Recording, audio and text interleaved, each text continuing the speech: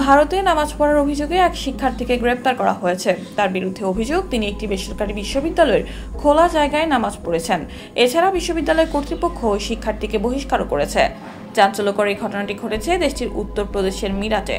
রোববার রাত এক প্রতিবেদনে এই তথ্য জানিয়েছে ভারতীয় সংবাদ মাধ্যম এনডিটিভি। উত্তরপ্রদেশের মিরাটে একটি বেসরকারি বিশ্ববিদ্যালয়ের খোলা জায়গায় নামাজ পড়ার অভিযোগে পুলিশ এক ছাত্রকে গ্রেপ্তার করেছে বলে রোববার কর্মকর্তারা জানিয়েছেন। ভুক্তভোগী ওই শিক্ষার্থীর নাম খালিদ প্রধান। হোলি উদযাপন ঘিরে প্রকাশিত একটি ভিডিওতে স্থানীয় হিন্দু গোষ্ঠীগুলো বিক্ষোভের পর খালিদ প্রধানকে গ্রেপ্তার করা হয়েছে। এই ভিডিওতে দেখা যায় একদল ছাত্র বিশ্ববিদ্যালয় ক্যাম্পাসে নামাজ পড়ছে।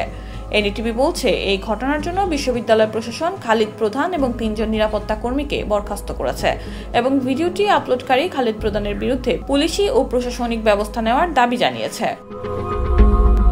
রোববার সার্কেল অফিসার সদর দেহাত শিব প্রতাপ সিং বার্তা সংস্থা পিটিআইকে জানিয়েছেন, আইআইএমটি বিশ্ববিদ্যালয় ক্যাম্পাসে নামাজ পড়ার একটি ভিডিও সোশ্যাল মিডিয়ায় প্রচারিত হয়েছিল।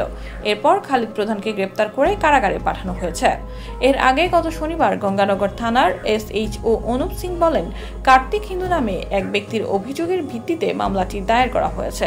তিনি বলেন, ভারতীয় ন্যায় সংহিতা ধারা 299 ধর্ম বা ধর্মীয় বিশ্বাসকে অবমাননা করে যে কোনো শ্রেণীর ধর্মীয় অনুভূতিতে আঘাত করার উদ্দেশ্য ইচ্ছাকৃত এবং বিদ্বেষপূর্ণ কাজ এবং তথ্য প্রযুক্তি আইন 2008 এর প্রাসঙ্গিক বিধান অনুসারে মামলা দায়ের করা হয়েছে।